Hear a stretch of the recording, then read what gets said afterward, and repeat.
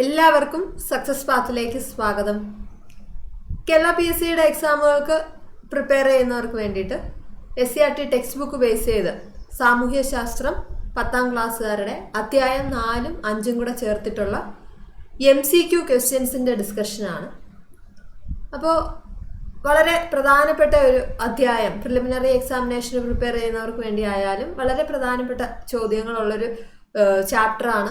British ചൂഷണവും ചെറുത്തുനിൽപ്പും അതുപോലെ തന്നെ സംസ്കാരവും ദേശീയതയും രണ്ടും വളരെ പ്രധാനപ്പെട്ടതാണ്. അപ്പോൾ ചാനൽ ഇതുവരെ സബ്സ്ക്രൈബ് ചെയ്യാത്തവരുണ്ടെങ്കിൽ സബ്സ്ക്രൈബ് ചെയ്യുക, വീഡിയോ ഇഷ്ടപ്പെടുവാണെങ്കിൽ കമൻറ്റ്സ് ആഡ് ചെയ്യുക. ഓക്കെ, അപ്പോൾ നമുക്ക് സ്റ്റാർട്ട് ചെയ്യാം. ആദ്യത്തെ ചോദ്യം, ബ്രിട്ടീഷുകാർ വടക്കു പടിഞ്ഞാറൻ ഇന്ത്യയിൽ നടപ്പിലാക്കിയ ഭൂനികുതി വ്യവസ്ഥ അറിയപ്പെടുന്നത് എങ്ങനെയാണ്? അപ്പോൾ ബ്രിട്ടീഷുകാർ വടക്കു പടിഞ്ഞാറൻ ഇന്ത്യയിൽ നടപ്പിലാക്കിയ ഭൂനികുതി വ്യവസ്ഥ അറിയപ്പെടുന്നത് മഹൽവാരി വ്യവസ്ഥ എന്നാണ്. മഹൽവാരി വ്യവസ്ഥ. അപ്പോൾ ഈ മൂന്നും പഠിക്കാനുള്ളതാണ്. റയട്ട് വാരി വ്യവസ്ഥയും ശാശ്വത ഭൂനികുതി വ്യവസ്ഥയും മഹൽവാരി വ്യവസ്ഥയും. വടക്കു പടിഞ്ഞാറൻ ഇന്ത്യയിൽ നടപ്പിലാക്കിയത് മഹൽവാരി വ്യവസ്ഥ, അതായിരുന്നു നമ്മുടെ ചോദ്യം. അപ്പോൾ ഇത് ടെക്സ്റ്റ് ബുക്കിൻ്റെ ക്ലിപ്പിംഗ് ആണ്. വടക്കു പടിഞ്ഞാറൻ ഇന്ത്യയിലാണ് മഹൽവാരി വ്യവസ്ഥ നടപ്പിലാക്കിയത്. നമ്മുടെ ദക്ഷിണേന്ത്യൻ പ്രദേശങ്ങളിൽ നടപ്പിലാക്കിയ ഭൂനികുതി വ്യവസ്ഥ അറിയപ്പെടുന്നത് റയട്ട് വാരി വ്യവസ്ഥ എന്നാണ്. റയട്ട് വാരി വ്യവസ്ഥ. ശാശ്വത ഭൂനികുതി വ്യവസ്ഥ ബംഗാൾ, ബീഹാർ, ഒറീസ പ്രദേശങ്ങളിൽ നടപ്പിലാക്കിയ ഭൂനികുതി വ്യവസ്ഥയാണ്. മൂന്നും ഇമ്പോർട്ടൻ്റ് ആണ്. ഒരു ചോദ്യം നമുക്ക് എക്സ്പെക്ട് ചെയ്യാവുന്ന ഒരു ഏരിയയാണ്. ശാശ്വത ഭൂനികുതി വ്യവസ്ഥ നടപ്പിലാക്കിയ പ്രദേശങ്ങളാണ് ബംഗാൾ, ബീഹാർ, ഒഡീഷ തുടങ്ങിയ പ്രദേശങ്ങൾ. ബംഗാൾ, ബീഹാർ, ഒഡീഷ തുടങ്ങിയ പ്രദേശങ്ങളിലാണ് ശാശ്വത ഭൂനികുതി വ്യവസ്ഥ നടപ്പിലാക്കിയത്. ദക്ഷിണേന്ത്യൻ പ്രദേശങ്ങളാണ് അടുത്തത്. റയട്ട് വാരി, അവിടെ നടപ്പിലാക്കിയ ഭൂനികുതി വ്യവസ്ഥ അറിയപ്പെടുന്നത് റയട്ട് വാരി വ്യവസ്ഥ എന്നാണ്. റയട്ട് വാരി വ്യവസ്ഥ. മഹൽവാരി വ്യവസ്ഥ വടക്കു പടിഞ്ഞാറൻ ഇന്ത്യയിൽ നടപ്പിലാക്കിയത്. റയട്ട് വാരി വ്യവസ്ഥയിലെ റയട്ട് എന്ന വാക്കിന്റെ അർത്ഥം കർഷകർ എന്നാണ്. റയട്ട് എന്ന വാക്കിന്റെ അർത്ഥം കർഷകർ. മഹൽ എന്ന വാക്കിന്റെ അർത്ഥം ഗ്രാമം. അപ്പോൾ മഹൽ ഗ്രാമം എന്ന് തന്നെ ചേർത്ത് പഠിച്ചിരുന്നാൽ മതി. മഹൽ ഗ്രാമം, മഹൽ ഗ്രാമം. റയട്ട് എന്ന വാക്കിന്റെ അർത്ഥം കർഷകരെന്നും മഹൽ എന്ന വാക്കിന്റെ അർത്ഥം ചോദിച്ചു കഴിഞ്ഞാൽ ഗ്രാമം എന്നുമാണ്. ഗ്രാമം. ശാശ്വത ഭൂനികുതി വ്യവസ്ഥ നടപ്പിലാക്കിയ ഗവർണർ ജനറൽ ആരാണ്? ഇതൊരു പ്രീവിയസ് ക്വസ്റ്റ്യൻ ആണ്, ഒരുപാട് ചോദിച്ചിട്ടുള്ള ക്വസ്റ്റ്യൻ ആണ്. ശാശ്വത ഭൂനികുതി വ്യവസ്ഥ നടപ്പിലാക്കിയ ഗവർണർ ജനറൽ കോൺവാലിസ് പ്രഭുവാണ് ശാശ്വത ഭൂനികുതി വ്യവസ്ഥ നടപ്പിലാക്കിയത്. അപ്പോൾ നമ്മൾ മൂന്നെണ്ണമാണ് പറഞ്ഞത്. ശാശ്വത ഭൂനികുതി വ്യവസ്ഥ, റയട്ട് വാരി വ്യവസ്ഥ, മഹൽവാരി വ്യവസ്ഥ. മഹൽവാരി വ്യവസ്ഥ നടപ്പിലാക്കിയത് ഏതൊക്കെ പ്രദേശങ്ങളിലാണ്? മഹൽവാരി വ്യവസ്ഥ വടക്കു പടിഞ്ഞാറൻ ഇന്ത്യയിലാണ്. റയട്ട് വാരിയാണ് നമ്മുടെ ദക്ഷിണേന്ത്യൻ പ്രദേശങ്ങളിൽ നടപ്പിലാക്കിയതും. ശാശ്വത ഭൂനികുതി വ്യവസ്ഥയാണ് ബംഗാൾ, ബീഹാർ, ഒഡീഷ തുടങ്ങിയ പ്രദേശങ്ങളിൽ നടപ്പിലാക്കിയത്. ശാശ്വത ഭൂനികുതി വ്യവസ്ഥയാണ്. അപ്പോൾ ഇതെല്ലാം നടപ്പിലാക്കിയ, ശാശ്വത ഭൂനികുതി വ്യവസ്ഥ നടപ്പിലാക്കിയ ഗവർണർ ജനറൽ ആണ് ലോർഡ് കോൺവാലിസ് പ്രഭു.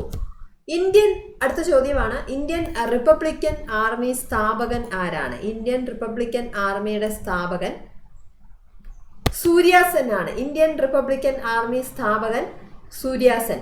മാസ്റ്റർ ദാ എന്നറിയപ്പെടുന്നത് ആരെയാണ്? മാസ്റ്റർ ദാ എന്നറിയപ്പെടുന്നത് ഈ സൂര്യാസെന്നിനെയാണ്. ഗദർ പാർട്ടിയുടെ സ്ഥാപകൻ ആരാണ്? ഗദർ പാർട്ടിയുടെ സ്ഥാപകൻ ലാലാ ഹർദയാലാണ്. ഗദർ പാർട്ടി സ്ഥാപകൻ ലാലാ ഹർദയാലാണ്. അപ്പോൾ കഴിഞ്ഞ വർഷം ഒരു ചോദ്യം ചോദിച്ചതാണ്, ഗദർ എന്ന വാക്കിന്റെ അർത്ഥം എന്താണ്? ഗദർ എന്ന വാക്കിന്റെ അർത്ഥം. അപ്പോൾ ഗദർ എന്ന വാക്കിന്റെ അർത്ഥം വിപ്ലവം എന്നാണ്. വിപ്ലവം, റവല്യൂഷൻ എന്നാണ് ഗദർ എന്ന വാക്കിന്റെ അർത്ഥം. ഗദർ എന്ന വാക്കിന്റെ അർത്ഥം വിപ്ലവം എന്നാണ്. നേരത്തെ നമ്മൾ നോക്കിയായിരുന്നു. മഹൽ എന്ന വാക്കിന്റെ അർത്ഥം, മഹൽ എന്ന വാക്കിന്റെ അർത്ഥം ചോദിച്ചു കഴിഞ്ഞാൽ ഗ്രാമം. മഹൽ ഗ്രാമം എന്ന് ചേർത്ത് പഠിക്കുമ്പോൾ മറക്കത്തില്ല. മഹൽ എന്ന വാക്കിന്റെ അർത്ഥം ഗ്രാമം എന്നും, റയട്ട് എന്ന വാക്കിന്റെ അർത്ഥം ചോദിച്ചു കഴിഞ്ഞാൽ കർഷകർ എന്നും, അതുപോലെ തന്നെയാണ് ഈ ഗദർ എന്ന വാക്കിന്റെ അർത്ഥം ചോദിച്ചു കഴിഞ്ഞാൽ വിപ്ലവം എന്നുമാണ്. ഗദർ പാർട്ടിയുടെ സ്ഥാപകൻ ലാലാ ഹർദയാലാണ്. രാജ്മഹൽ കുന്നുകളുടെ താഴ്വരയിൽ ജീവിച്ചു വന്ന ഗോത്ര ജനത ഏത് പേരിലാണ് അറിയപ്പെട്ടിരുന്നത്? താജ്മഹൽ കുന്നുകളുടെ താഴ്വരയിൽ ജീവിച്ചു വന്ന ഗോത്ര ജനത അറിയപ്പെട്ടിരുന്നത് സാന്താൾമാർ എന്നാണ്. സാന്താൾമാർ. രാജ്മഹൽ കുന്നുകളുടെ താഴ്വരയിൽ ജീവിച്ചു വന്ന ഗോത്ര ജനതയായിരുന്നു സാന്താൾമാർ. സന്താൽ കലാപത്തിന് നേതൃത്വം നൽകിയ വ്യക്തികളാണ് സിദ്ധുവും കാനുവും. അത് അറിഞ്ഞിരിക്കുക. സാന്താൽ കലാപത്തിന് നേതൃത്വം നൽകിയ വ്യക്തികളാണ് സിദ്ധുവും കാനുവും. അപ്പോൾ ഈ സിദ്ധുവിനെയും കാനുവിനെയും ആദരിച്ചുകൊണ്ട് ഇന്ത്യ ഗവൺമെൻറ് പുറത്തിറക്കിയ ഒരു സ്റ്റാമ്പിൻ്റെ ചിത്രമാണ് ഈ കാണിച്ചിരിക്കുന്നത്. ഈ സിദ്ധുവിനെയും കാനുവിനെയും ആദരിച്ചുകൊണ്ട് ഇന്ത്യ ഗവൺമെൻറ് ഒരു സ്റ്റാമ്പ് പുറത്തിറക്കി. അതാണ് ഈ കാണിച്ചിരിക്കുന്നത്. ബംഗാളിൽ നീലം കർഷകരുടെ സമരം നടന്ന വർഷം. ബംഗാളിൽ നീലം കർഷകരുടെ സമരം നടന്ന വർഷം 1859. വളരെ പ്രധാനപ്പെട്ട ഒരു ചോദ്യമാണ്. ബംഗാളിൽ നീലം കർഷകരുടെ സമരം നടന്നത് 1859. അതായത് നമ്മുടെ വിപ്ലവം 1857 റിവോൾട്ട് വിപ്ലവം നടന്ന വർഷം എല്ലാവർക്കും അറിയാവുന്ന 1857. അത് കഴിഞ്ഞ് 2 വർഷത്തിന് ശേഷമാണ് ബംഗാളിൽ നീലം കർഷകരുടെ സമരം നടക്കുന്നത്. കുറിച്യ കലാപം നടന്ന വർഷം 1812 കുറിച്യ കലാപം നടന്നത്. 1812 കുറിച്യ കലാപം. ഈ കുറിച്യ കലാപത്തിന് 1812 നടന്ന കുറിച്യ കലാപത്തിന്റെ നേതാവ് ആരായിരുന്നു എന്നാണ് ചോദ്യം. കുറിച്യ കലാപത്തിന്റെ നേതാവ് രാമൻ നമ്പിയാണ്. രാമൻ നമ്പി. കുറിച്യ കലാപത്തിന്റെ നേതാവ് രാമൻ നമ്പിയാണ്. അടുത്തൊരു ചോദ്യം. 1 മാസം കൂടി പിടിച്ചു നിൽക്കുവാൻ കലാപകാരികൾക്ക് കഴിയുമായിരുന്നുവെങ്കിൽ രാജ്യം അവരുടെ നിയന്ത്രണത്തിലായേനെ. ഇങ്ങനെ അഭിപ്രായപ്പെട്ടത് ആരാണ്? അപ്പോൾ 1 മാസം കൂടി പിടിച്ചു നിൽക്കാൻ കലാപകാരികൾക്ക് കഴിയുമായിരുന്നുവെങ്കിൽ രാജ്യം അവരുടെ നിയന്ത്രണത്തിലായേനെ എന്ന് കുറിച്യ കലാപത്തിനെ അനുബന്ധിച്ച് ഇങ്ങനെ അഭിപ്രായപ്പെട്ടത് TH ബേബർ ആയിരുന്നു. TH ബേബർ. 1 മാസം കൂടി പിടിച്ചു നിൽക്കാൻ കലാപകാരികൾക്ക് കഴിയുമായിരുന്നുവെങ്കിൽ രാജ്യം അവരുടെ നിയന്ത്രണത്തിലായേനെ. ഈ വാക്കുകൾ TH ബേബറുടേതാണ്. ചോർച്ച സിദ്ധാന്തം ആരുമായി ബന്ധപ്പെട്ടതാണ്? ചോർച്ച സിദ്ധാന്തം പ്രീവിയസ് ചോദ്യമാണ്. ചോർച്ച സിദ്ധാന്തം ആരുമായി ബന്ധപ്പെട്ടതാണ്? ദാദാബായ് നവറോജിയുടേതാണ് ചോർച്ച സിദ്ധാന്തം. ഇന്ത്യയുടെ വാണിജ്യ ചരിത്രത്തിൽ ഇതുപോലൊരു ദുരിതം കാണാനില്ല. പരുത്തി നെയ്ത്തുകാരുടെ എല്ലുകൾ ഇന്ത്യൻ സമതലങ്ങളെ വെളുപ്പിക്കുന്നു. ഇങ്ങനെ അഭിപ്രായപ്പെട്ടത് ആരാണ്? അപ്പോൾ ഈ തന്നിരിക്കുന്ന ഉദ്ധരണി ചോദിക്കാറുണ്ട്. ഒരു ഉദ്ധരണി എല്ലാ പരീക്ഷയ്ക്കും ചോദിക്കുന്നതാണ്. ഇന്ത്യയുടെ വാണിജ്യ ചരിത്രത്തിൽ ഇതുപോലൊരു ദുരിതം കാണാനില്ല. പരുത്തി നെയ്ത്തുകാരുടെ എല്ലുകൾ ഇന്ത്യൻ സമതലങ്ങളെ വെളുപ്പിക്കുന്നു. അഭിപ്രായപ്പെട്ടത് വില്യം ബെൻഡിക് പ്രഭു ആണ്. വില്യം ബെൻഡിക് പ്രഭു. അപ്പോൾ ടെക്സ്റ്റിൽ തന്നിട്ടുള്ള ആ ഒരു ഇമേജാണ്. ഇന്ത്യയുടെ വാണിജ്യ ചരിത്രത്തിൽ ഇതുപോലൊരു ദുരിതം കാണാനില്ല. പരുത്തി നെയ്ത്തുകാരുടെ എല്ലുകൾ ഇന്ത്യൻ സമതലങ്ങളെ വെളുപ്പിക്കുന്നു. ഇങ്ങനെ അഭിപ്രായപ്പെട്ടത് വില്യം ബെൻഡിക് പ്രഭു ആണ്. വില്യം ബെൻഡിക് പ്രഭു. അപ്പോൾ ഒന്ന് നോട്ട് ചെയ്ത് വെക്കുക. അറിഞ്ഞൂടാത്തവർ. ഇന്ത്യയുടെ വാണിജ്യ ചരിത്രത്തിൽ ഇതുപോലൊരു ദുരിതം കാണാനില്ല. പരുത്തി നെയ്ത്തുകാരുടെ എല്ലുകൾ ഇന്ത്യൻ സമതലങ്ങളെ വെളുപ്പിക്കുന്നു. അഭിപ്രായപ്പെട്ടത് വില്യം ബെൻഡിക് പ്രഭു ആണ്. അടുത്തത്. വയറ് നിറയെ ആഹാരമില്ലാതെ വെളിച്ചമോ ശുദ്ധവായുവോ വെള്ളമോ ഇല്ലാതെ ചെറ്റപ്പുരകളിൽ മൃഗതുല്യരായി നരയിക്കുന്ന ഇന്ത്യൻ വ്യവസായ തൊഴിലാളി വ്യാവസായിക മുതലാളിത്തത്തിന്റെ ലോകത്തിൽ ഏറ്റവും അധികം ചൂഷണം ചെയ്യപ്പെട്ടവരിൽ ഒരാളാണ്. ഇങ്ങനെ അഭിപ്രായപ്പെട്ടത് ജർമ്മൻ സാമ്പത്തിക ചരിത്രകാരനായ ജർഗൻ കുസിയാസ്കിയുടെ വാക്കുകളാണ്. അപ്പോൾ ബ്രിട്ടീഷ് ആധിപത്യകാലത്തെ തൊഴിലാളി ജീവിതത്തെക്കുറിച്ച് ജർമ്മൻ സാമ്പത്തിക ചരിത്രകാരനായ ജർഗൻ, അപ്പോൾ ജർമ്മൻ എന്ന് തന്നെ ഉള്ള പേരിൽ നിന്ന് നമുക്ക് അദ്ദേഹത്തിന്റെ പേര് ജർഗൻ കുസിയാസ്കി അഭിപ്രായപ്പെട്ടതാണ്. അപ്പോൾ അത് ഒന്നുകൂടി ഒന്ന് നോക്കി വെച്ച് കഴിഞ്ഞാൽ അതുപോലെ ചോദിച്ചു കഴിഞ്ഞാൽ എഴുതാൻ സാധിക്കും. വയറ് നിറയെ ആഹാരമില്ലാതെ വെളിച്ചമോ ശുദ്ധവായുവോ വെള്ളമോ ഇല്ലാതെ ചെറ്റപ്പുരകളിൽ മൃഗതുല്യരായി നരകിക്കുന്ന ഇന്ത്യൻ വ്യവസായ തൊഴിലാളി വ്യാവസായിക മുതലാളിത്തത്തിന്റെ ലോകത്തിൽ ഏറ്റവും അധികം ചൂഷണം ചെയ്യപ്പെട്ടവരിൽ ഒരാളാണ് എന്ന് ബ്രിട്ടീഷ് ആധിപത്യകാലത്തെ തൊഴിലാളി ജീവിതത്തെക്കുറിച്ച് അഭിപ്രായപ്പെട്ട ജർമ്മൻ സാമ്പത്തിക ചരിത്രകാരനാണ് ജർഗൻ കുസിയാസ്കി. അടുത്ത ചോദ്യം. 1857 കലാപത്തിന് കാൺപൂരിൽ നേതൃത്വം നൽകിയത് ആരാണ്? 1857 കലാപത്തിന്. അപ്പോൾ ഇതെല്ലാം ഈ ചാപ്റ്ററിൽ വരുന്നതാണ്. 1857 കലാപത്തിൽ കാൺപൂരിൽ നേതൃത്വം നൽകിയത് നാനാ സാഹിബാണ്. ബഹദൂർ ഷാ രണ്ടാമൻ, ഭക്ത് ഖാൻ ഇവർ നേതൃത്വം നൽകിയത് എവിടെയാണ്? ബഹദൂർ ഷാ രണ്ടാമനും ഭക്ത് ഖാനും നേതൃത്വം നൽകിയത് ഡൽഹിയിലാണ്. ഗോളിയാറിലും ഝാൻസിയിലും ബുന്ദേൽഖണ്ഡിലും നേതൃത്വം നൽകിയത് റാണി ലക്ഷ്മിബായി ആണ്. ഗോളിയാറിന്റെ കൂടെ തന്നെ ഝാൻസി, ബുന്ദേൽഖണ്ഡ് ഇവിടെ നേതൃത്വം നൽകിയത് റാണി ലക്ഷ്മിബായി. ജഗദീഷ്പൂരിലും ആരയിലും ബീഹാറിലും നേതൃത്വം നൽകിയത് ആരാണ്? ജഗദീഷ്പൂരിലും ആരയിലും ബീഹാറിലും നേതൃത്വം നൽകിയത് കൻവർ സിംഗ് ആണ്. ജഗദീഷ്പൂർ, ആര, ബീഹാർ തുടങ്ങിയ സ്ഥലങ്ങളിൽ നേതൃത്വം നൽകിയത് കൻവർ സിംഗ്. മീരറ്റിൽ നേതൃത്വം നൽകിയത് ഖദം സിംഗ് ആണ്. അപ്പോൾ അതൊന്ന് നോട്ട് ചെയ്ത് വെക്കുക. മീരറ്റിൽ 1857 കലാപത്തിന് നേതൃത്വം നൽകിയത് എന്ന് ചോദിച്ചു കഴിഞ്ഞാൽ ഖദം സിംഗ് ആണ്. അപ്പോൾ ടെക്സ്റ്റ് ബുക്കിൽ പഠിക്കാനുള്ള സ്ഥലങ്ങൾ: ഡൽഹിയിൽ നേതൃത്വം നൽകിയത് ബഹദൂർ ഷാ രണ്ടാമൻ, ഝാൻസിയിൽ റാണി ലക്ഷ്മിബായ്, ലക്നൌവിൽ ബീഗം ഹസ്രത് മഹൽ, കാൺപൂരിൽ നാനാ സാഹിബും താന്ത്യ തോപ്പിയും, ഫൈസാബാദിലെ മൗലവി അഹമ്മദുള്ള. ഫൈസാബാദ് ഒന്ന് നോട്ട് ചെയ്ത് വെക്കുക. ഫൈസാബാദിൽ നേതൃത്വം നൽകിയത് മൗലവി അഹമ്മദുള്ള. 1817 പൈക പ്രക്ഷോഭത്തിന്റെ പ്രധാന നേതാവ് ആരാണ്? 1817 പൈക പ്രക്ഷോഭം നടക്കുന്നത്. പൈക പ്രക്ഷോഭത്തിന്റെ പ്രധാന നേതാവ് ബക്ഷി ജഗബന്ധു. ഇമ്പോർട്ടൻറ്റ് ചോദ്യമാണ്. 1817 പൈക പ്രക്ഷോഭത്തിന്റെ പ്രധാന നേതാവ് എന്ന് ചോദിച്ചു കഴിഞ്ഞാൽ ആരാണ് വരുന്നത്? ബക്ഷി ജഗബന്ധു. ഡക്കാൻ എഡ്യൂക്കേഷൻ സൊസൈറ്റി 1884 സ്ഥാപിച്ചത് ആരാണ്? ഡക്കാൻ എഡ്യൂക്കേഷൻ സൊസൈറ്റി 1884 സ്ഥാപിച്ചത് അത് ജി അഗർക്കറും ബാലഗംഗാധര തിലകനും ഗോവിന്ദ റാനഡെയും 3 പേരും കൂടി ചേർന്നാണ് ഡക്കാൻ എഡ്യൂക്കേഷൻ സൊസൈറ്റി സ്ഥാപിച്ചത്. G Agarkar, Balagangadhara Thilakan, Govinda Ranade. Deccan education society 84 സ്ഥാപിച്ചത് ജി അഗർക്കർ, ബാലഗംഗാധര തിലകൻ, ഗോവിന്ദ റാനഡെ 3 പേരും ചേർന്നാണ്. അപ്പോൾ ഈ ഒരു ചാപ്റ്ററിലെ പ്രധാനപ്പെട്ട കുറേ ചോദ്യങ്ങളാണ് നമ്മൾ നോക്കിയത്. അടുത്ത 5ാമത്തെ ചാപ്റ്ററും കൂടി നോക്കാം. അപ്പോൾ ഭൂനികുതി വ്യവസ്ഥകളിലാണ് നമ്മൾ തുടങ്ങിയത്. ശാശ്വത ഭൂനികുതി വ്യവസ്ഥ, റയട്ട് വാരി വ്യവസ്ഥ, മഹൽ വ്യാരി വ്യവസ്ഥ. 3 ഭൂനികുതി വ്യവസ്ഥകളാണ് ആദ്യം പറഞ്ഞത്. റയട്ട് എന്ന വാക്കിന്റെ അർത്ഥം ചോദിച്ചു കഴിഞ്ഞാൽ കർഷകർ എന്നും, മഹൽ എന്ന വാക്കിന്റെ അർത്ഥം ചോദിച്ചു കഴിഞ്ഞാൽ ഗ്രാമം എന്നുമാണ്. മഹൽ ഗ്രാമം. ഗദർ പാർട്ടിയുടെ സ്ഥാപകൻ ലാലാ ഹർദയാലാണ്. ഗദർ എന്ന വാക്കിന്റെ അർത്ഥം ചോദിച്ചു കഴിഞ്ഞാൽ വിപ്ലവം എന്നാണ്. വിപ്ലവം. അപ്പോൾ അടുത്ത 5ാമത്തെ ചാപ്റ്ററിൽ കുറേ പത്രങ്ങളും അതിൻ്റെ പത്രങ്ങളുടെ സ്ഥാപകരും ഒക്കെയാണ് പഠിക്കാനുള്ളത്. സംസ്കാരവും ദേശീയതയും. അപ്പോൾ ഇതും പ്രധാനപ്പെട്ടതാണ്. പ്രിലിംസിനൊക്കെ വളരെ ഇമ്പോർട്ടൻ്റ് ആയിട്ടുള്ള സിലബസിൽ പറഞ്ഞിട്ടുള്ള കുറേ കാര്യങ്ങൾ ഇവിടെ കവർ ചെയ്യുന്നുണ്ട്. അതിൽ ആദ്യത്തെ ചോദ്യം: poverty and British rule in India എന്ന പുസ്തകം എഴുതിയത് ആരെന്നാണ് ആദ്യത്തെ ചോദ്യം. Poverty and un-British rule in India. Un-British rule in India ആരുടേതാണ്? ദാദാബായ് നവറോജിയുടേതാണ്. Dadabhai Naoroji. Poverty and un-British rule in India. ചോർച്ചാ സിദ്ധാന്തം ആരുടേതാണ്? ദാദാബായ് നവറോജിയുടേതാണ്. അദ്ദേഹത്തിൻ്റെ ഒരു പ്രശസ്തമായ പുസ്തകമാണ് poverty and un-British rule in India. അടുത്തൊരു ചോദ്യം, ഒരു ഉദ്ധരണിയാണ്: വിദ്യാസമ്പന്നർ മാറ്റത്തിന്റെ വക്താക്കളാണ്. ഇങ്ങനെ അഭിപ്രായപ്പെട്ടത് ആരാണ്? വിദ്യാസമ്പന്നർ മാറ്റത്തിന്റെ വക്താക്കളാണ് വീരേശലിംഗം പന്തുലുവാണ്. വീരേശലിംഗം പന്തുലു. അപ്പോൾ ടെക്സ്റ്റ് ബുക്കിൽ പഠിക്കാനുള്ള മറ്റൊരു ചോദ്യമാണ്: ശരിയായ വിദ്യാഭ്യാസം ലഭിക്കുമെങ്കിൽ ഇന്ത്യൻ ജനത എല്ലാവരുടെയും ആദരവിന് പാത്രമാകും. ഇങ്ങനെ പറഞ്ഞ വ്യക്തി ആരാണ്? ശരിയായ വിദ്യാഭ്യാസം ലഭിക്കുമെങ്കിൽ ഇന്ത്യൻ ജനത എല്ലാവരുടെയും ആദരവിന് പാത്രമാകും. ഇങ്ങനെ അഭിപ്രായപ്പെട്ടത് രാജാറാം മോഹൻ റോയ് ആണ്. രാജാറാം മോഹൻ റോയ്. അപ്പോൾ ഇതാണ് ആ ടെക്സ്റ്റ് ബുക്കിൽ തന്നിരിക്കുന്നത്. 3ഉം ഇമ്പോർട്ടൻ്റ് ആണ്. 2019 ചോദ്യം വന്നതാണ്. 2019 ചോദിച്ചതാണ്. വിദ്യാസമ്പന്നർ മാറ്റത്തിന്റെ വക്താക്കളാണ്. ഇങ്ങനെ അഭിപ്രായപ്പെട്ടത് വീരേശലിംഗമാണ്. ശരിയായ വിദ്യാഭ്യാസം ലഭിക്കുമെങ്കിൽ ഇന്ത്യൻ ജനത എല്ലാവരുടെയും ആദരവിന് പാത്രമാകും. രാജാറാം മോഹൻ റോയ്. മറ്റൊന്നുകൂടിയുണ്ട്: പാവപ്പെട്ടവനും പണക്കാരനും വിദ്യാഭ്യാസം നേടിയാൽ തങ്ങൾക്കെതിരെയുള്ള കടന്നാക്രമണവും ക്രൂരതയും അടിച്ചമർത്തലും ഒറ്റക്കെട്ടായി നിന്ന് ചെറുക്കാൻ കഴിയും.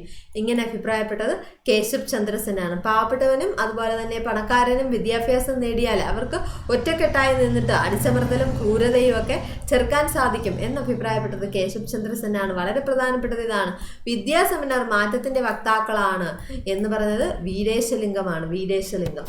അടുത്ത ചോദ്യം: INC-യുടെ രൂപീകരണ സമ്മേളനത്തിൽ എത്ര പേരാണ് പങ്കെടുത്തത്? INC-യുടെ രൂപീകരണ സമ്മേളനത്തിൽ പങ്കെടുത്തവരുടെ എണ്ണം 72 ആണ്. 72. INC-യുടെ രൂപീകരണ സമ്മേളനത്തിൽ പങ്കെടുത്തത് 72 പേരാണ്. ഇന്ത്യൻ ദേശീയ പ്രസ്ഥാനത്തിന്റെ നഴ്സറി എന്നറിയപ്പെടുന്നത് എന്താണ്? ഇന്ത്യൻ ദേശീയ പ്രസ്ഥാനത്തിന്റെ നഴ്സറി എന്നറിയപ്പെടുന്നത് ബംഗാളാണ്. ബംഗാൾ. ഇന്ത്യൻ ദേശീയ പ്രസ്ഥാനത്തിന്റെ നഴ്സറി എന്നറിയപ്പെടുന്നത് ബംഗാളാണ്. സ്വദേശി പ്രസ്ഥാനം ആരംഭിച്ച വർഷം ഏതാണ്? സ്വദേശി പ്രസ്ഥാനം ആരംഭിച്ചത് 1905 സ്വദേശി പ്രസ്ഥാനം ആരംഭിച്ചത്. കപ്പലോട്ടിയ തമിഴൻ എന്നറിയപ്പെടുന്ന വ്യക്തി ആരാണ്? കപ്പലോട്ടിയ തമിഴൻ VO ചിദംബരം പിള്ളയാണ് കപ്പലോട്ടിയ തമിഴൻ എന്നറിയപ്പെടുന്നത്. അപ്പോൾ ടെക്സ്റ്റ് ബുക്കിൽ തന്നിട്ടുള്ളതാണ്. തമിഴ്നാട്ടിൽ സ്വദേശി പ്രക്ഷോഭത്തിന് നേതൃത്വം നൽകിയ വ്യക്തിയാണ് VO ചിദംബരം. അദ്ദേഹം 1906 തൂത്തുക്കുടി ആസ്ഥാനമായിട്ട് സ്വദേശി സ്റ്റീം നാവിഗേഷൻ കമ്പനി ആരംഭിച്ചത്. അതിനാലാണ് അദ്ദേഹത്തെ കപ്പലോട്ടിയ തമിഴൻ എന്ന് വിളിക്കുന്നത്. പ്രാദേശിക കച്ചവടക്കാരിൽ നിന്ന് കുറച്ച് രൂപ പിരിച്ചെടുത്തത് മുതൽ മുടക്കിയാണ് വേണ്ടിയാണ് അദ്ദേഹം അത് സ്ഥാപിച്ചത്. അപ്പോൾ നമുക്കിത്രയും മതി. ഇദ്ദേഹം സ്വദേശി സ്റ്റീം നാവിഗേഷൻ കമ്പനി ആരംഭിച്ച വർഷം ടെക്സ്റ്റ് ബുക്കിൽ തന്നിരിക്കുന്നത് കൊണ്ട് ഒന്ന് നോട്ട് ചെയ്ത് വെക്കുക. അറിയാം, സ്വദേശി സമരം നടന്നത്, പ്രക്ഷോഭം നടന്നത് 1905-ലാണ്. അപ്പോൾ ഇദ്ദേഹം ഈ ഒരു സ്വദേശി സ്റ്റീം നാവിഗേഷൻ കമ്പനി ആരംഭിച്ചത് തൊട്ടടുത്ത വർഷം 1906-ലാണ്. ഇതിൻ്റെ ആസ്ഥാനം തൂത്തുക്കുടിയാണ്. അപ്പോൾ ഈ ഒരു സ്വദേശി സ്റ്റീം നാവിഗേഷൻ കമ്പനി ആരംഭിച്ചത് കൊണ്ടാണ് ഇദ്ദേഹത്തെ കപ്പലോട്ടിയ തമിഴൻ എന്നറിയപ്പെടുന്നത്. കപ്പലോട്ടിയ തമിഴൻ വി.ഒ. ചിദംബരം പിള്ളയാണ്. അടുത്ത ചോദ്യം, ഇന്ത്യൻ അസ്വസ്ഥതയുടെ പിതാവ് എന്ന് വിശേഷിപ്പിക്കപ്പെടുന്നത് ആരെയാണ്? ഇന്ത്യൻ അസ്വസ്ഥതയുടെ പിതാവ് ബാലഗംഗാധര തിലകനാണ്. ബാലഗംഗാധര തിലകൻ. കൽക്കത്ത മദ്രസ സ്ഥാപിച്ചത് ആരാണ്? കൽക്കത്ത മദ്രസ വാരൻ ഹേസ്റ്റിങ്സ് ആണ്. കൽക്കത്ത മദ്രസ സ്ഥാപിച്ചത് വാരൻ ഹേസ്റ്റിങ്സ്. അപ്പോൾ ഇമ്പോർട്ടൻ്റ് ആണ്, കൽക്കത്ത മദ്രസ സ്ഥാപിച്ചത് വാരൻ ഹേസ്റ്റിങ്സ് ആണ്. അപ്പോൾ നമ്മൾ പറഞ്ഞതാണ്, ടെക്സ്റ്റ് ബുക്കിൽ നിന്നുള്ള ഒരു ക്വസ്റ്റ്യൻ ആയിരുന്നു. കൽക്കത്ത മദ്രസയുടെ സ്ഥാപകൻ വാരൻ ഹേസ്റ്റിങ്സ് ആണ്. ഏഷ്യാറ്റിക് സൊസൈറ്റി ഓഫ് ബംഗാൾ ചോദിച്ചു കഴിഞ്ഞാൽ വില്യം ജോൺസ് ആണ് സ്ഥാപകൻ. ബനാറസ് സംസ്കൃത കോളേജിൻ്റെ സ്ഥാപകൻ ജോനാഥൻ ഡങ്കനാണ്. അപ്പോൾ 3 സ്ഥാപനങ്ങൾ ആദ്യം തന്നിരിക്കുന്നത്. ഏഷ്യാറ്റിക് സൊസൈറ്റി ഓഫ് ബംഗാൾ സ്ഥാപകൻ ആരാണ്? ഏഷ്യാറ്റിക് സൊസൈറ്റി ഓഫ് ബംഗാളിൻ്റെ സ്ഥാപകൻ വില്യം ജോൺസ് ആണ്. കൽക്കത്ത മദ്രസയുടെ സ്ഥാപകൻ വാരൻ ഹേസ്റ്റിങ്സ് ആണ്. ബനാറസ് സംസ്കൃത കോളേജ് ചോദിച്ചു കഴിഞ്ഞാൽ ബനാറസ് സംസ്കൃത കോളേജ് ജോനാഥൻ ഡങ്കൻ്റേതാണ്. ബനാറസ് സംസ്കൃത കോളേജ് ജോനാഥൻ ഡങ്കൻ്റേതാണ്. അടുത്തൊരു ചോദ്യം, രക്തത്തിലും വർണ്ണത്തിലും ഇന്ത്യക്കാരും അഭിരുചിയിലും അഭിപ്രായത്തിലും ധാർമ്മികതയിലും ബുദ്ധിയിലും ഇംഗ്ലീഷുകാരുമായ ഒരു വർഗത്തെ സൃഷ്ടിക്കുകയാണ് നമ്മുടെ ലക്ഷ്യം. ആരുടെ വാക്കുകളാണിത്? രക്തത്തിലും വർണ്ണത്തിലും ഇന്ത്യക്കാരായിരിക്കണം, അഭിരുചിയിലും അഭിപ്രായത്തിലും ധാർമ്മികതയിലും ബുദ്ധിയിലും ഇംഗ്ലീഷുകാരായ ഒരു വർഗത്തെ സൃഷ്ടിക്കുകയാണ് ലക്ഷ്യമെന്ന് അഭിപ്രായപ്പെട്ടത് മെക്കാളെ പ്രഭുവാണ്. മെക്കാളെ പ്രഭു. അപ്പോൾ ഇതാണ് ടെക്സ്റ്റ് ബുക്കിൽ തന്നിരിക്കുന്നത്. രക്തത്തിലും വർണ്ണത്തിലും ഇന്ത്യക്കാരും അഭിരുചിയിലും അഭിപ്രായത്തിലും ധാർമ്മികതയിലും ബുദ്ധിയിലും ഇംഗ്ലീഷുകാരുമായ ഒരു വർഗത്തെ സൃഷ്ടിക്കുകയാണ് നമ്മുടെ ലക്ഷ്യമെന്ന് അഭിപ്രായപ്പെട്ടത്. അപ്പോൾ 1835 ഇന്ത്യയിൽ ഇംഗ്ലീഷ് വിദ്യാഭ്യാസം നടപ്പാക്കുന്ന അവസരത്തിലാണ് മെക്കാളെ ഇങ്ങനെ അഭിപ്രായപ്പെട്ടത്. അപ്പോൾ ഇന്ത്യയിൽ ഇംഗ്ലീഷ് വിദ്യാഭ്യാസം മെക്കാളെ നടപ്പിലാക്കിയ വർഷം 1835. 1835 ഇന്ത്യയിൽ ഇംഗ്ലീഷ് വിദ്യാഭ്യാസം നടപ്പിലാക്കുന്ന അവസരത്തിലാണ് മെക്കാളെ ഇങ്ങനെ അഭിപ്രായപ്പെട്ടത്. എന്നാണ് Sir Syed Ahmed Khan Aligarh scientific society സ്ഥാപിച്ചത്? അലിഗഡിൽ സയന്റിഫിക് സൊസൈറ്റി സ്ഥാപിച്ച വർഷം 1864-ആണ്. അപ്പോൾ അതിങ്ങനെ 864 എന്ന് കുറഞ്ഞു പോകുന്ന വർഷമാണ്. 864. അപ്പോൾ ഓർത്തിരിക്കാൻ എളുപ്പമുള്ളതാണ്. Sir Syed Ahmed Khan Aligarh scientific society സ്ഥാപിച്ചത് 864. Sir Syed Ahmed Khan Aligarh scientific society സ്ഥാപിച്ച വർഷം 864. അടുത്തത്, ഹിന്ദു വിധവാ പുനർവിവാഹ നിയമം പാസാക്കിയ വർഷം ഏതാണ്? ഹിന്ദു വിധവാ പുനർവിവാഹ നിയമം പാസാക്കിയത് 1856-ലാണ്. അതായത് നമ്മളെ റിവോൾട്ട് 1857 റിവോൾട്ട് നടക്കുന്നതിൻ്റെ തൊട്ട് മുന്നത്തെ വർഷമാണ് ഹിന്ദു വിധവാ പുനർവിവാഹ നിയമം പാസാക്കിയത്. ഹിന്ദു വിധവാ പുനർവിവാഹ നിയമം പാസാക്കിയത് 1856-ലാണ്. പാശ്ചാത്യ ആശയങ്ങളാൽ സ്വാധീനിക്കപ്പെട്ട ഇന്ത്യയിലെ ആദ്യത്തെ സാമൂഹിക പ്രസ്ഥാനം ഏത് എന്ന് ചോദിച്ചു കഴിഞ്ഞാൽ, പാശ്ചാത്യ ആശയങ്ങളാൽ സ്വാധീനിക്കപ്പെട്ട ഇന്ത്യയിലെ ആദ്യത്തെ സാമൂഹിക പ്രസ്ഥാനം യങ് ബംഗാൾ പ്രസ്ഥാനമാണ്. യങ് ബംഗാൾ പ്രസ്ഥാനം. ഹെൻറി ഡിസൂസയുടെ പാശ്ചാത്യ ആശയങ്ങളാൽ സ്വാധീനിക്കപ്പെട്ട ഇന്ത്യയിലെ ആദ്യത്തെ സാമൂഹിക പ്രസ്ഥാനം ഏതെന്ന് ചോദിച്ചു കഴിഞ്ഞാൽ യങ് ബംഗാൾ പ്രസ്ഥാനമാണ്. ഓക്കെ, അടുത്തത്, വിധവകൾക്ക് വിദ്യാഭ്യാസം നൽകുന്നതിനായി ബോംബെയിൽ ശാരദാ സദൻ സ്ഥാപിച്ചത് പണ്ഡിത രമാഭായി ആണ്. പണ്ഡിത രമാഭായി. നൈൻ താലിം എന്ന വിദ്യാഭ്യാസ പദ്ധതി വിഭാവനം ചെയ്തത് ഗാന്ധിജിയാണ്. ഗാന്ധിജി. നൂതന വിദ്യാഭ്യാസം എന്ന ആശയം എന്ന വിദ്യാഭ്യാസ പദ്ധതി ഗാന്ധിജിയുടേതായിരുന്നു. സ്വദേശി മിത്രം ആരുടെ പത്രമാണ്? ജി സുബ്രഹ്മണ്യ അയ്യരുടേതാണ് സ്വദേശി മിത്രം എന്ന പത്രം. ഹിതകാരിണി സമാജം സ്ഥാപിച്ചത് വീരേശലിംഗം പന്തുലുവാണ്. ഹിതകാരിണി സമാജം. അപ്പോൾ കുറച്ച് സ്ഥാപനങ്ങൾ ഇതേപോലെ ഇമ്പോർട്ടൻ്റ് ആയിട്ടുള്ള ഓർഗനൈസേഷൻസ്. ആര്യസമാജം ആരുടേതാണ്? ആര്യസമാജം. വിഗ്രഹാരാധനയും ശൈശവ വിവാഹവും എതിർത്തുകൊണ്ട് ആര്യസമാജം സ്ഥാപിച്ചത് സ്വാമി ദയാനന്ദ സരസ്വതിയാണ്. രാമകൃഷ്ണ മിഷൻ സ്വാമി വിവേകാനന്ദൻ്റേതാണ്. സ്വാതന്ത്ര്യം, സമത്വം, സ്വതന്ത്ര ചിന്ത എന്നിവ പ്രോത്സാഹിപ്പിക്കുന്നതിന് വേണ്ടി സ്വാമി വിവേകാനന്ദൻ സ്ഥാപിച്ച സ്ഥാപിച്ചതാണ് രാമകൃഷ്ണ മിഷൻ. അലിഗഡ് പ്രസ്ഥാനം ആരുടേതാണ്? സർ സയ്യിദ് അഹമ്മദ് ഖാനിൻ്റെതാണ്. കേൾക്കുന്നത് പോലെ തന്നെ ഇന്ത്യയിലെ മുസ്ലിങ്ങളുടെ സാമൂഹികവും വിദ്യാഭ്യാസപരവുമായ പുരോഗതിക്ക് വേണ്ടി വാദിച്ച സർ സയ്യിദ് അഹമ്മദ് ഖാൻ സ്ഥാപിച്ചതാണ് അലിഗഡ് പ്രസ്ഥാനം. ആത്മരാം പണ്ഡുരാങ്ങിൻ്റെതാണ് പ്രാർത്ഥനാ സമാജം. മിശ്രഭോജനം, മിശ്രവിവാഹം, വിധവാ പുനർവിവാഹം, സ്ത്രീകളുടെ പിന്നാക്ക വിഭാഗ ജനങ്ങളുടെയും പുരോഗതി ഇവയ്ക്ക് വേണ്ടിയാണ് ആത്മരാം പണ്ഡുരാങ് പ്രാർത്ഥനാ സമാജം. പ്രാർത്ഥനാ സമാജം കേൾക്കുമ്പോൾ മിശ്രഭോജനം, മിശ്രവിവാഹം, വിധവാ പുനർവിവാഹം എന്നുള്ളത് ഓർക്കുക. പ്രാർത്ഥന സമാജം ആത്മരാം പാണ്ഡുരംഗിൻ്റെതാണ്.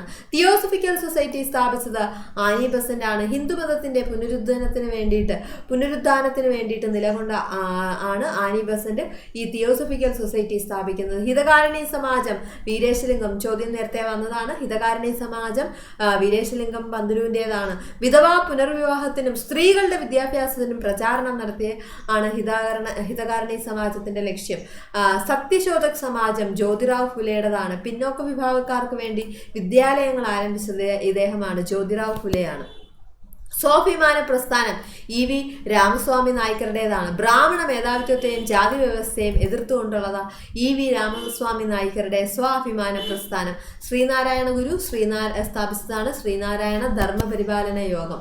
അടുത്ത മറ്റൊരു ചോദ്യം ഒരു പത്രമാണ്. ഷോം പ്രകാശ് എന്നത് ആരുടെ പത്രമാണ്? ഷോം പ്രകാശ് അത് ഈശ്വർ ചന്ദ്ര വിദ്യാസാഗറുടേതാണ് ഷോം പ്രകാശ്. അപ്പോൾ പത്രങ്ങളാണ് ഇതെല്ലാം പഠിക്കേണ്ടതായിട്ടുള്ള ടെക്സ്റ്റ് ബുക്കിൽ തന്നിട്ടുള്ളത് കൊണ്ട് എടുത്ത് അറിഞ്ഞൂടാത്തത് എഴുതി വെച്ച് പഠിക്കുക. അപ്പോൾ ഇപ്പം ഞാനൊന്ന് പറഞ്ഞു പോകുന്നതേ ഉള്ളൂ. ഹിന്ദു സ്വദേശിമിത്രം നേരത്തെ ചോദ്യം വന്നതാണ്. G സുബ്രഹ്മണ്യ അയ്യരുടേതാണ്.